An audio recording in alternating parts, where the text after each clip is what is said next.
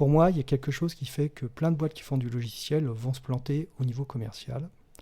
Je suis sûr que vous avez entendu ça dans des boîtes, dans des startups qui font du logiciel, qui font du SaaS. Ouais, est-ce qu'on ne peut pas trouver un équivalent gratuit? Lorsqu'on est client dans une startup, euh, on cherche toujours à gratter 10, 20, 40, 100, 200 euros d'abonnement à des SaaS en tant que client. Pour ne pas avoir le payer, on cherche toujours des équivalents gratuits.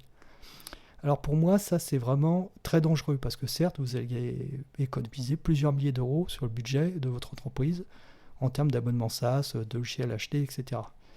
Mais là, vous êtes en train de mettre un verre dans le fruit, vous êtes en train de laisser pourrir le fruit parce que en tant que client, ce que vous estimez, c'est que le logiciel n'a pas de valeur parce que vous n'êtes pas prêt à payer pour, vous êtes prêt à perdre du temps à essayer de trouver des équivalents gratuits. Donc, le logiciel n'a pas de valeur pour vous. Et d'un seul coup, quand vous devenez vendeur, là, vous allez essayer de convaincre vos clients que votre produit a de la valeur. Mais vous-même, vous n'y croyez pas, puisqu'en tant que client, vous êtes prêt à tout pour ne pas payer vos logiciels. Donc je pense que cet état d'esprit-là, il faut absolument le détruire dans l'entreprise. Il faut que ça soit un message qui vienne à tout niveau, et entre autres de la direction. On doit mettre les moyens et donc payer pour des logiciels qui vont nous aider, parce que ce sont des investissements, c'est de l'apport de valeur pour nous aider à réussir. Et là, il y a toujours ce double langage, cette double pensée qui fait que, pour moi, les commerciaux, les développeurs et développeuses, les gens du produit ne croient pas à fond, vraiment, au fait que le logiciel a de la valeur. Alors, si on va un peu plus loin, d'ailleurs, ça existait déjà avant. Alors, je ne sais pas si vous connaissez, c'est Joel, je cherche son nom de famille, je ne sais plus. Bon, en tout cas, Joel Postlowski, voilà, qui a écrit un livre il y a 20 ou 30 ans, je ne sais plus, qui s'appelait Joel on Software. Et de ce livre, il y avait un texte qui avait été extrait, qui s'appelle le Joel Test.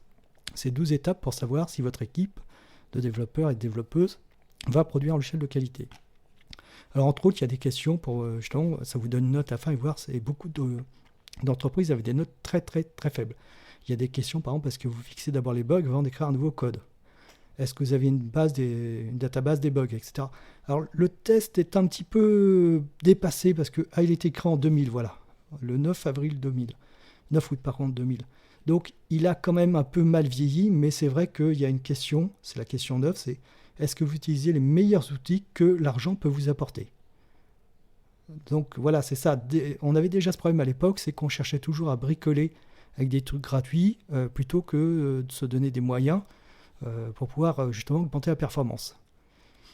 Donc pour moi, je pense que c'est un problème qui est déjà très ancien, mais qui n'a toujours pas été réglé. Et ça peut paraître anodin au niveau des directions, mais pour moi, c'est un des plus gros problèmes. C'est que si en tant que client, on ne croit pas en la valeur monétaire d'un logiciel, pourquoi est-ce que lorsqu'on va proposer son propre produit, on y croirait?